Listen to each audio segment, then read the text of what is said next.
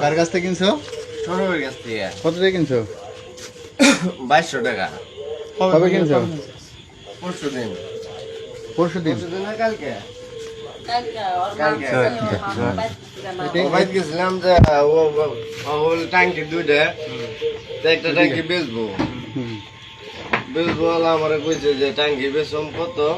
3000। আমি 3000 না 2000 টাকা দিব। দুধ হইতে আর মায়ের রান্না করে পরে আমি গেছি তুই বাইর যা তাহলে ভিডিও সৌরভ- করতেছেন যে গেঞ্জিটা পরে লই। সৌরভ তোমার কাছে বিক্রি করছে 2200 টাকা, এই তো? হ্যাঁ। কবে? 2000 গত টাকা গত নিচ্ছে, রাত্রে আগে 200 রাত্রে টাকা না আজকে? গাড়ি ভাড়া। গত রাত্রে আগে রাত্রে না আজকে? গতকালকে দিনে। দিনে। হ্যাঁ। এটা কিন্তু গণপ্রজাতন্ত্রী বাংলাদেশ সরকার অনুমোদিত বিকৃত নিষেধ।